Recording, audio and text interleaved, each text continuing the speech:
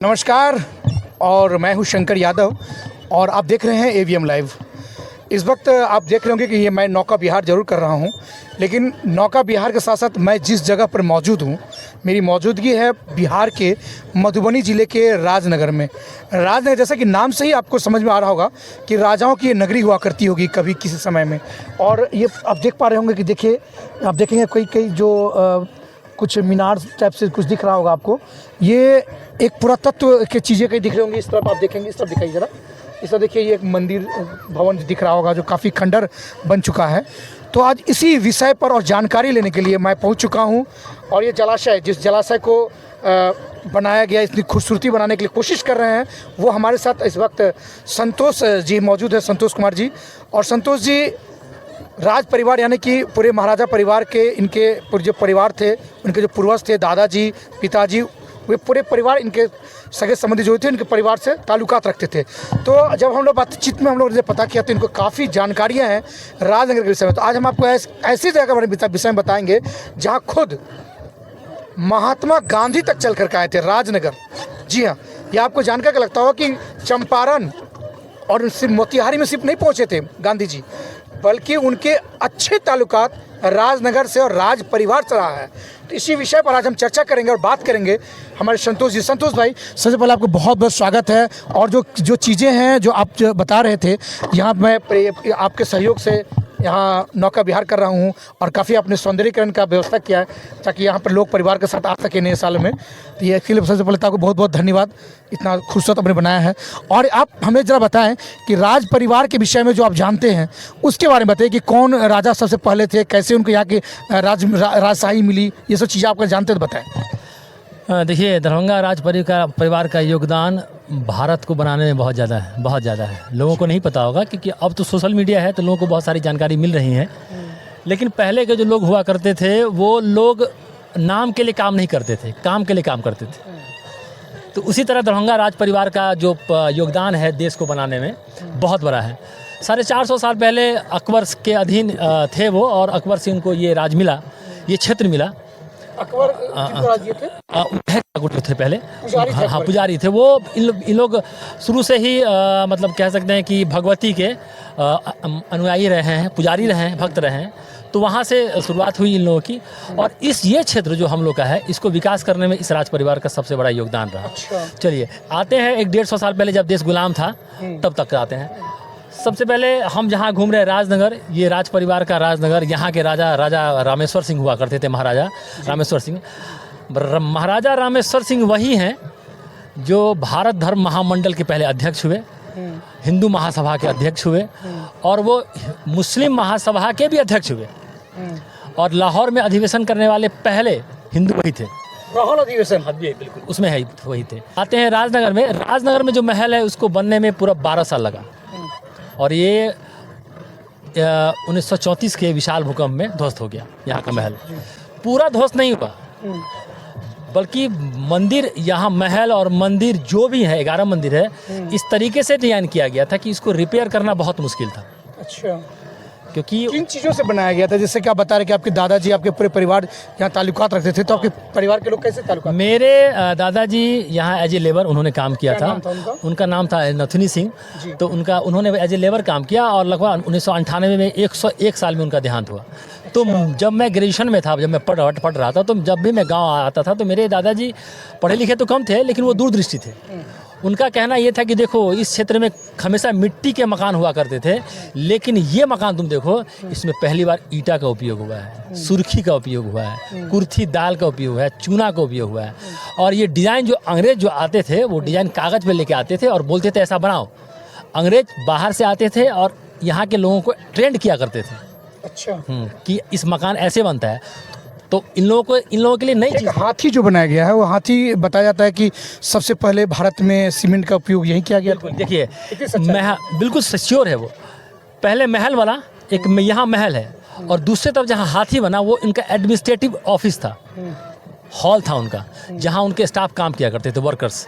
वहीं पर एक हाथी, 4 हाथी है, उस 4 हाथी पर पूरा महल खड़ा था। ठीक है, और कहते हैं ये प्रूफ है। सारा जो ढह गया ये भूकंप के दौरान ये सब। बिल्कुल बिल्कुल बिल्कुल। यहाँ पे सीमेंट की बात करते हैं तो जब भारत में कहीं भी सीमेंट का उपयोग अगर हुआ आज से 125 साल पहले जो मकान हुआ करता था उसमें यहाँ भी इस गांव में सुदूर गांव बोलते थे उस ज़माने में, आज भी तो है ही, यहाँ भी कई मिट्टी के घर भी हैं, तो यहाँ सीमेंट का उपयोग हुआ। और जब मैंने एक आर्टिकल में लिखा था कि पहली बार इस यहाँ सीमेंट का उपयोग हुआ है तो कुछ लोग मेरे से संपर्क किए, कंपनी के लाफार्ज कंपनी के लोगों ने, कि आप कैसे बोल सकते हैं। तो मैंने बोला कि मैं इतना जानकार नहीं हूँ, लेकिन अगर इस आपके पास ऐसा कुछ इक्विपमेंट होगा, ऐसी चीज़ें होंगी जिससे आप पता लगा सकते हैं कि यहाँ सीमेंट कैसे यूज हुआ नहीं हुआ। तो कुछ दिनों के बाद मुझे फ़ोन आया कि नहीं सही में यहाँ पे सीमेंट जो जिस तरीके का सीमेंट यहाँ यूज हुआ है वो सीमेंट अब भी नहीं मिलता है, इतना मजबूत सीमेंट है वो। देखिए ये बता रहे थे संतोष जी। और संतोष जी ये बताइए गांधी जी का संबंध राजनगर से क्या क्या रहा है? गांधी जी में बहुत लोग गांधी जी को कैसे कैसे जानते हैं नहीं पता, लेकिन मैं गांधी जी को तब समझा कि 2 साल पहले मैं जब गुजरात गया था साबरमती आश्रम, तो वहाँ पे मैं जो प्रकाशन विभाग की चेयरमैन है मैं उनसे मिला, महिला है वो, अभी नाम मैं भूल रहा हूँ, उनसे मिला। तो मैंने उनको बताया कि मैं दरभंगा से आया हूँ और मेरे पास एक किताब है जिसमें लिखा हुआ है कि महात्मा गांधी जी को राज परिवार ने बहुत फाइनेंशियली सपोर्ट किया हुआ है। एक लेटर भी है, लेटर में लिखा हुआ है कि बहुत फाइनेंशियली सपोर्ट किया हुआ है। अच्छा, गांधी जी को। तो मैंने लेटर दिखाया। महात्मा गांधी को या उनके पिताजी को? नहीं, महात्मा गांधी को सपोर्ट किया गया, दरभंगा महाराज ने सपोर्ट किया हुआ है, वो लेटर है, लेटर डॉक्यूमेंट में भी है। तो वो हम लोगों से ज़्यादा वो जानती थी दरभंगा के बारे में। उन्होंने बोला आपको पता है, आप तो चंपारण सत्याग्रह से जानते होंगे महात्मा गांधी को, और आपको नहीं पता कि महात्मा गांधी आपके दरभंगा 4 बार गए हैं, 1917, 1922, 1928 और 1934। और यही नहीं, जब उन्होंने मुझे डॉक्यूमेंट दिखाया तो महात्मा गांधी मुजफ्फरपुर से स्टार्ट हुए हैं, निर्मली, फारबिसगंज, सहरसा, मधुबनी, राजनगर, सब जगह वो रुके हैं। एक दिन में वो 3 शहर जाके देखे हैं गांधी जी। हर जगह उन्होंने वार्ता किया है, खास करके भूकंप के लोगों, जहाँ पे भूकंपग्रस्त क्षेत्र रहा है, जहाँ पे लोगों को बहुत ज़्यादा मतलब आर्थिक रूप से लॉस लगा है, जहाँ पे बहुत सारी दुर्घटनाएं हुई भूकंप गिरने से, बहुत 34 में। तो महात्मा गांधी गांव जाके लोगों का सुध बुध लिए हैं वो, और ये डॉक्यूमेंट उनके पास है क्योंकि हमारे पास नहीं है वो डॉक्यूमेंट। फिर मैं उनसे लेके आया, मुझे पता चला कि भाई राजनगर में भी महात्मा गांधी आए थे। मतलब ये अगर हम कर सकते हैं तो ये अतिशयोक्ति नहीं होगी कि महात्मा गांधी का अहम योगदान देश की आज़ादी में रही है, तो कहीं ना कहीं राजनगर का भी इसका अहम योगदान रहा है। क्योंकि अगर फाइनेंशियली अगर सपोर्ट किया गया राज परिवार की ओर से, तो ये हो सकता है कि गांधी जी पढ़ने के लिए या फिर देश की आज़ादी में जो साधनों की जो उनकी जरूरत पड़ी होगी, ये राज परिवार ने उसको पूरा किया होगा।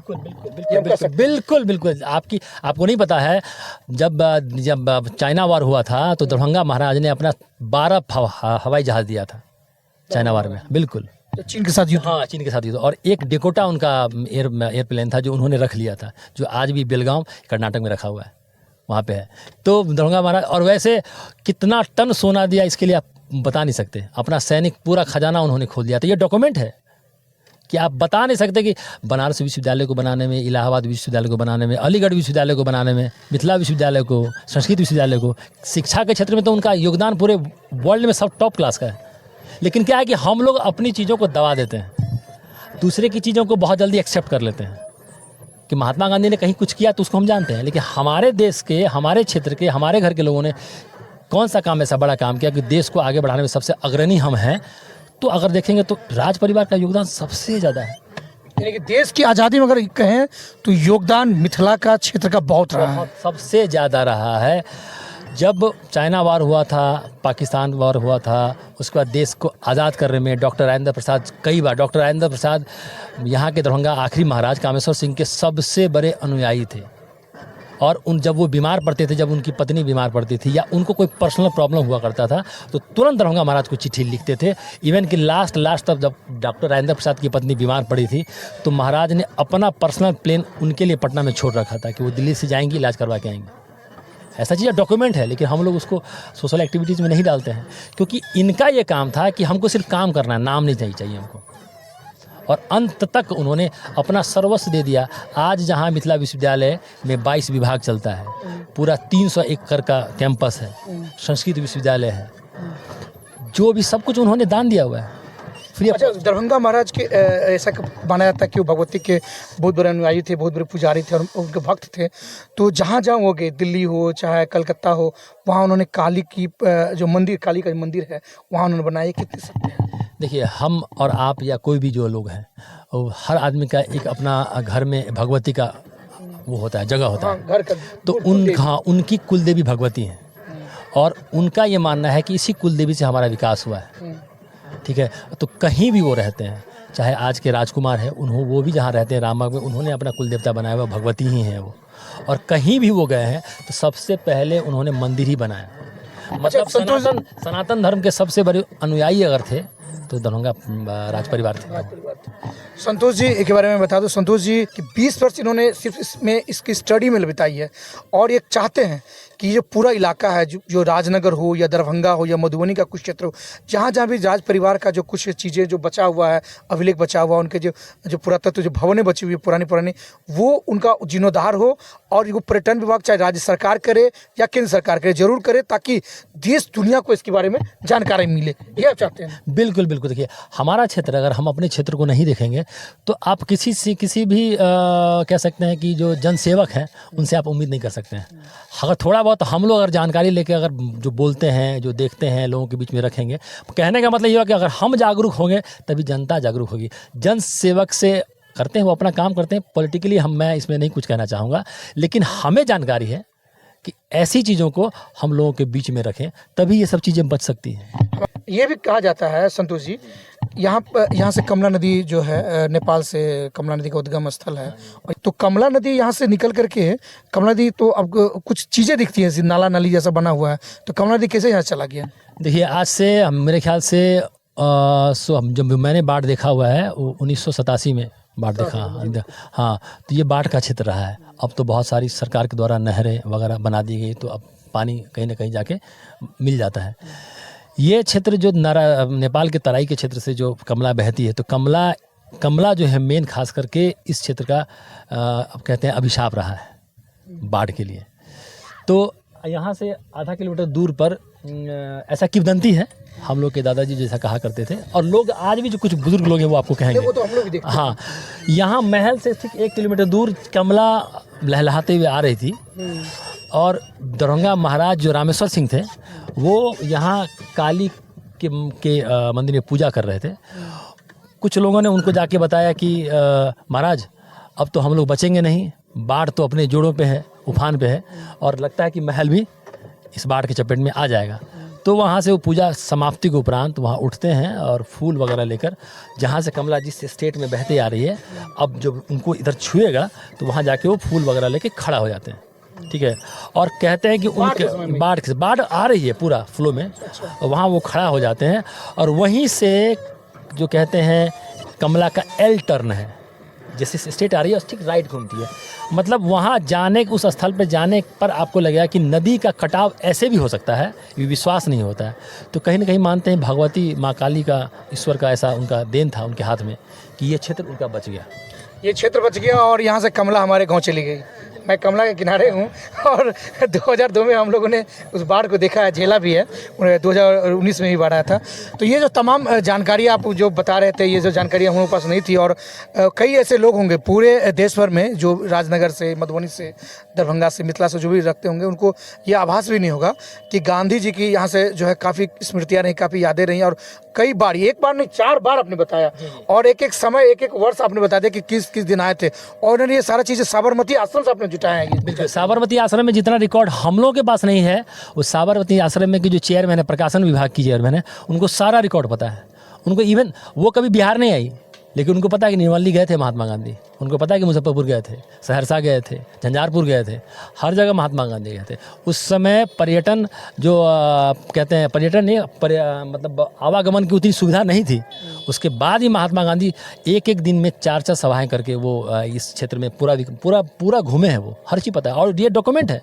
राजनगर में भी वो रहे हैं, मधुबनी में स्टे किए हैं वो।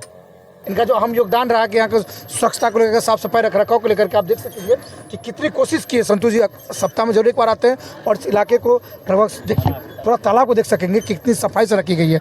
तो इसी तरह से सरकार को चाहिए कि व्यवस्था करे और बहुत जल्द राजनगर जो है सच में पूरे देश के लिए पर्यटक स्थल के रूप में विकसित हो जाएगा।